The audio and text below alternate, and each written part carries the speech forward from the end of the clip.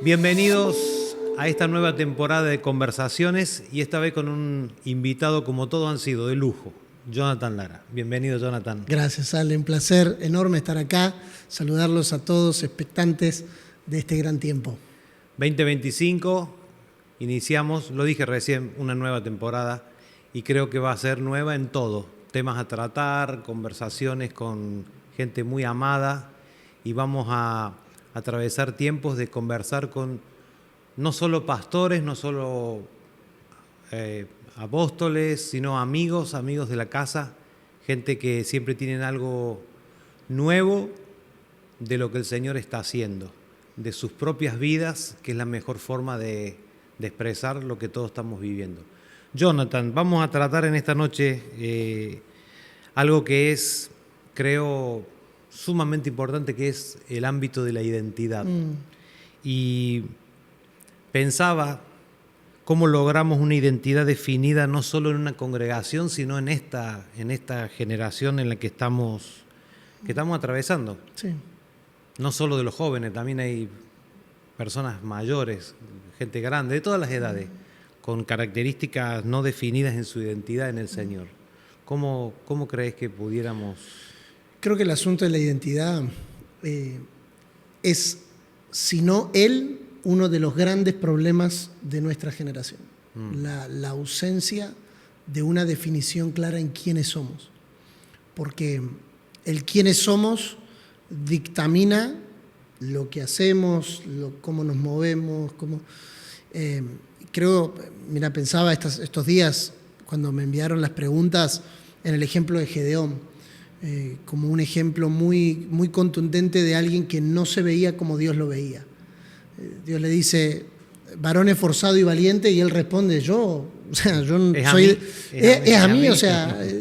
estás hablando conmigo, me lo estás diciendo a mí porque yo no me veo como tú me ves, ¿no? Y a veces nuestra identidad toma forma en el mundo en el que vivimos, en la familia en la que nos formamos, en la congregación a la que asistimos, pero no toma forma en lo que Dios dijo, en cómo Dios nos ve. Entonces creo que este asunto de la identidad comienza con saberme cómo Dios me define, cómo Dios me ve.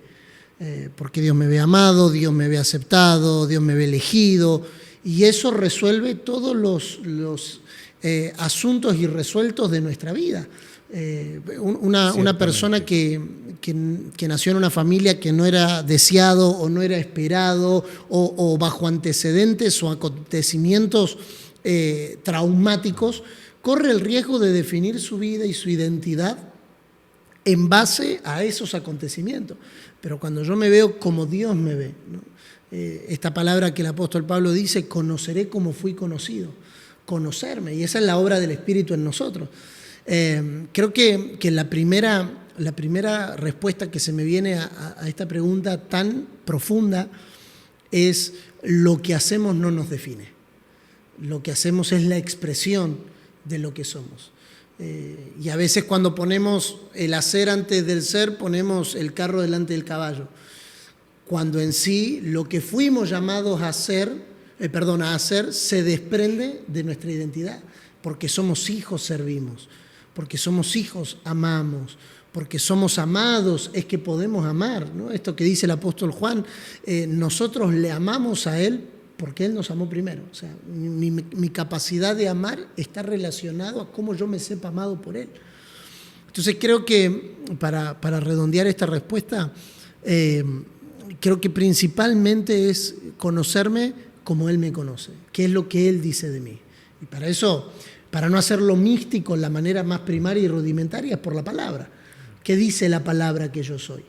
Porque entonces, cuando yo logro verme a mí mismo como Él me ve, todo lo otro que puede intentar definirme, aún cosas buenas que pueden intentar definirme, ¿no? Mucha gente dice, yo soy pastor, no, yo sirvo como pastor, pero mi identidad no es una función, mi identidad no es una tarea, mi identidad no es un oficio o una gracia, porque el día que te remuevan de la función se te acabó la existencia. Sino mi identidad es lo que Él dice que yo soy. Y encontrarme ahí es redefinir mi vida, no en base a mi pasado, no en base a mi historia. Y creo que es el gran proceso de la obra del Espíritu en nosotros. ¿Cómo lo ves vos? La verdad que escuchar estas cosas así y haber escuchado tanta gente en la función pastoral que se define a sí mismo por si vino de una familia que tenía recursos económicos o no, si han tenido la posibilidad de tener un título universitario o no. Aún gente que te dice que han sido sub o mal alimentados, y algo tan fuerte como la cultura. Yo soy argentino. Tal cual. Entonces ya estamos definiéndonos Tal cual. en una posición que no somos. Sí, es verdad, ambos somos argentinos, podemos decir.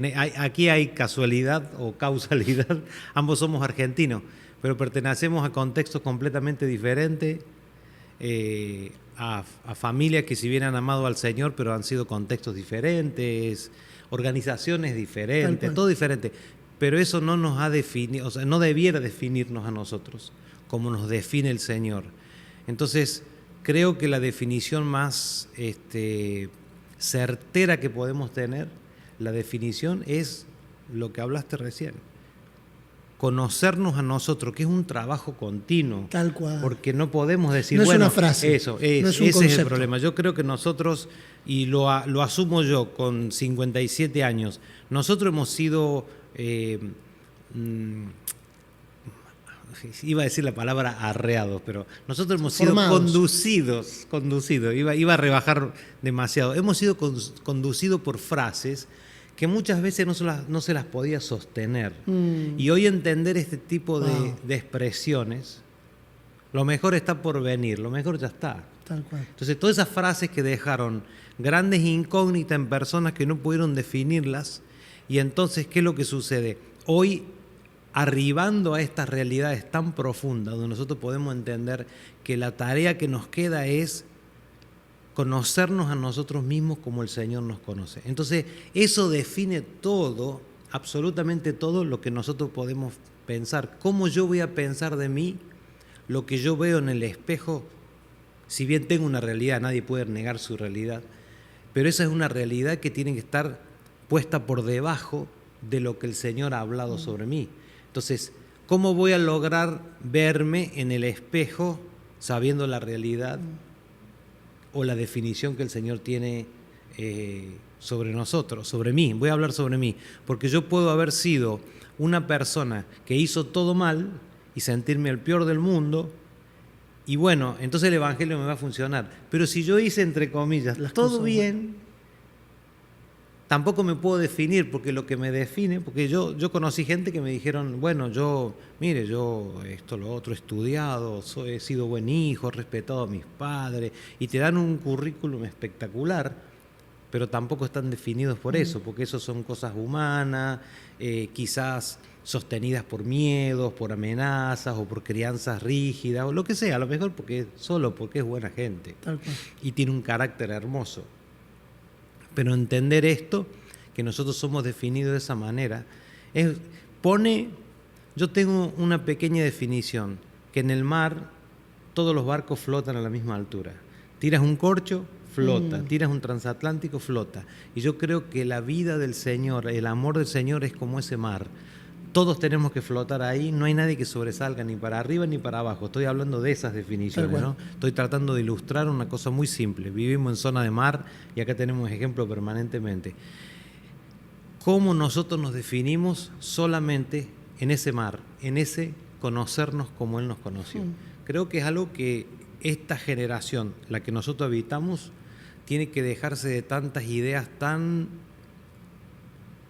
no sé, tan voladoras, tan rebuscadas, abstractas, y centrarnos en estas cosas que uno las lee y dice, no, son de una simpleza. No son de una simpleza nada, son de una profundidad que nos tienen que anclar definitivamente como generación, nos tienen que anclar a la verdad de Dios. Entonces, y dejar de ser personas pivoteantes, de ser personas que se mueven de un lado a otro, porque cuando tenemos la certeza de quiénes somos, ya no hay movimiento para ningún lado. Eso es espectacular. Eso es Pensaba en el patrón del ministerio terrenal de Jesús. Jesús se enfrentó al poder político y al poder religioso, principalmente al religioso, por una razón. O sea, cuando uno lee el Evangelio de Juan, descubre que la verdadera razón por la que los fariseos se enojaron con Jesús no fue ni por los milagros, no fue ni por las señales, ni multiplicar la comida, ni siquiera fue por resucitar a Lázaro. O sea, cuando los fariseos hablan con Pilato, le dice, nosotros tenemos una ley y según esta ley tiene que morir, porque él se ha dicho a sí mismo que él es el Hijo de Dios. O sea, esa definición. ¿Se identificó? Él encontró la definición que Dios daba. Este es mi Hijo amado en quien tengo complacencia. Esa definición provocó un nivel de resistencia en el mundo en el que Jesús vivía, porque él se identificó con lo que el Padre dijo. Claro. O sea, no era lo que la gente opinaba. Es la famosa pregunta de Mateo 16, ¿no? ¿Quién dice la gente que yo soy? Pero él lo permitió, que lo que la gente decía de él lo definiera. Él se identificó con lo que el Padre definió. Este es mi Hijo amado. Y él termina su ministerio terrenal y el mundo que lo rodeaba reconocía. Él dice que es Hijo de Dios. Entonces, creo que hoy, volviendo a la pregunta, ¿cómo lo logramos más allá del ámbito congregacional? O sea, más allá de la congregación a la que voy. Y el mundo en el que vivimos tiene que darse cuenta de que somos hijos de Dios. Y no es necesariamente por llevar el cartel o la Biblia bajo el brazo como los que nos antecedieron. Ibas por la calle y veías una familia con el hombre abajo, la Biblia bajo el brazo y la esposa y los hijos atrás. Y decías, ese va a la iglesia. Camisa blanca, pantalón negro. Camisa blanca, pantalón negro, corbata roja en el mejor de los casos. Y decías, ese es un hijo de Dios porque va a la iglesia. Sino lograrlo en términos generacionales, en términos de que haya una generación que el mundo pueda reconocer. Y lo primero que se va a oponer a eso es la religión. Claro, porque la religión te vale por lo que vos haces. O sea, ellos no tenían problema con lo que Jesús hacía. El verdadero problema de la religión era con lo que Él era. La religión no tiene problema con lo que nosotros hacemos. Sí tiene problema cuando descubrimos, lo que decía recién, cuando nos descubrimos en el mar de Dios, ¿no? Claro. Qué bueno sería que todos entendamos lo mismo, que seamos uno en este entendimiento. ¿Cuál crees que es la mayor expresión de esa identidad como hijos? Creo que nominalmente y sin ser fraseológico, la mayor expresión de haber descubierto nuestra identidad según Él es la expresión que damos de Él. Esto que hablábamos recién, pero lo profundizo con Gedeón, por ejemplo, varón esforzado y valiente, y él se convirtió en la expresión de lo que Dios veía de él. Y todo lo que él desarrolló y cómo la importancia de derribar los pensamientos y las creencias que se levantan en contra de lo que Dios define, en lo que Dios dice.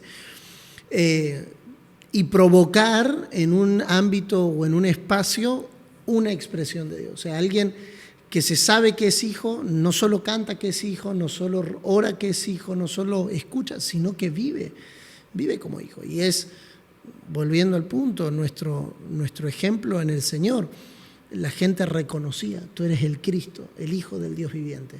Había una expresión, el que me ha visto a mí, ha visto al Padre. Claro.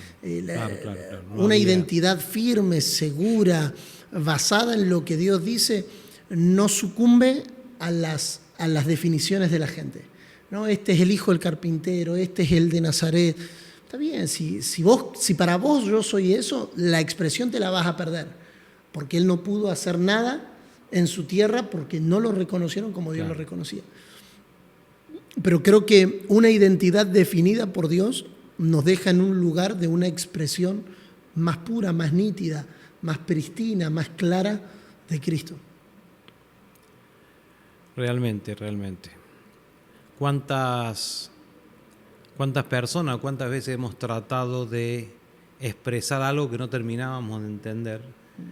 Y lo bueno de tener estas conversaciones es que tenemos definiciones profundas de cosas que son profundas. Tampoco que seamos los superpensantes, pero sí tenemos que entender que el Señor nos ha dado a cada uno de nosotros, a todos los que estamos viendo esto, nos ha dado una expresión, nos ha dado una definición, nos ha dado esta expresión y esta seguridad de quiénes somos. Yo creo que los que buscan fuera de esto, los que buscan cosas y le agregan cosas al Evangelio, es porque no tienen una definición exacta. Y tampoco uno señala a nadie, solo decirles que hay una forma. Tal cual. Una forma, hay un modelo, hay unos planos que hay que respetar. Y creo que esto es parte del plano. Creo que esto es parte del plano.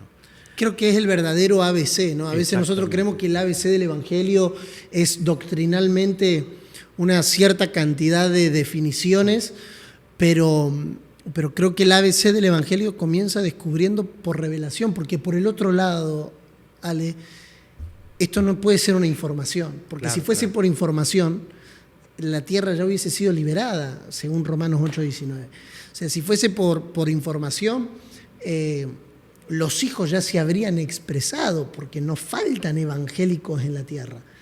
Sino, creo que lo que falta es esta concepción de sí, soy hijo, pero tengo el testimonio y la evidencia en mi interior.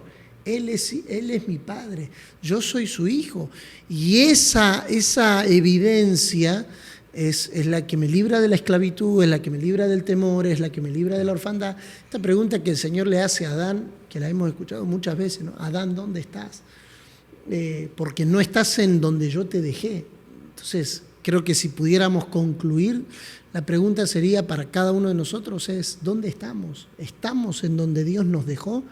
¿Estamos en donde Dios nos definió? ¿O estamos buscando otras definiciones? Bueno, a ver, ¿qué dice Ale de mí? ¿Qué dice mi papá? ¿Qué dice mi mamá? ¿Qué dice mi esposa? ¿Qué dicen mis amigos? ¿O estamos donde Dios nos dejó? ¿O estamos donde Dios nos definió? Porque esa es nuestra medida de fidelidad también, estar donde Dios nos dejó. Bueno, esperamos que a través de estas palabras, todos los que hemos escuchado, porque nosotros somos altamente identificados y edificados por estas palabras, que todos los que escuchen estas palabras puedan identificarse a sí mismos. Si hay alguien que hubiera perdido esa identidad, ahora sí para cerrar, ¿cómo se podría recuperar?